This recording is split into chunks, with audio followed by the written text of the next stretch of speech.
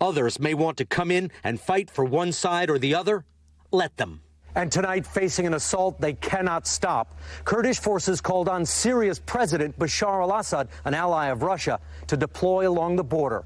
It's the end of Kurdish self-rule here, which they earned fighting alongside U.S. forces.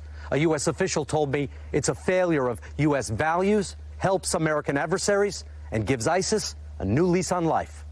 Richard Engel, NBC News, Northern Syria. You know, David, the president's either lying or stupid. We'll let the president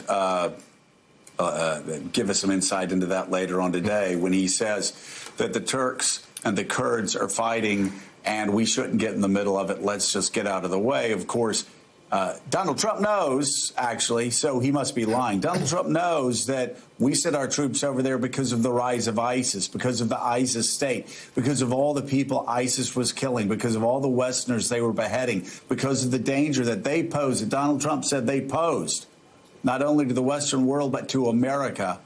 And now Donald Trump has removed American troops and now is cheering, basically, al-Qaeda and ISIS working alongside with Turkey to destroy, to help ISIS. It's just unspeakable. To help ISIS basically rebuild their caliphate and to ethnically cleanse the very people that helped destroy the caliphate.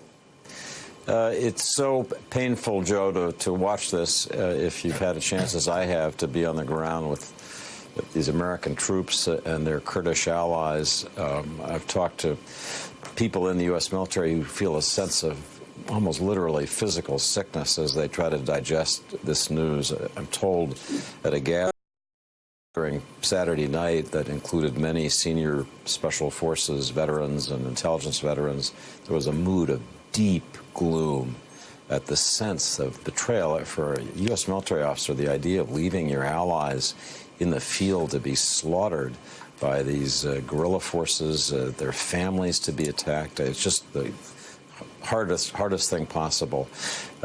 This has been coming at us now for many, many months. Seems like a car wreck we're watching in slow motion. It finally just slammed.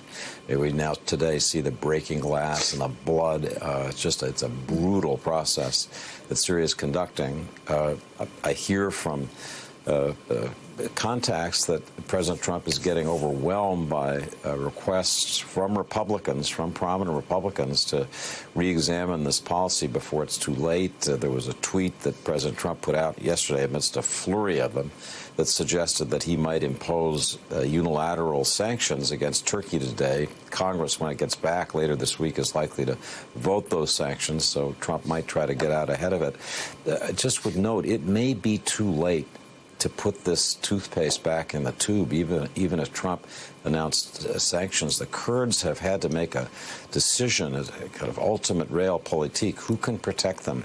And they turned last night, as Richard Engel said in his report, to the Syrian regime and invited them to join them. The Syrian army is now at the border working with the Kurds because the Kurds decided, so hard to say this, the Kurds decided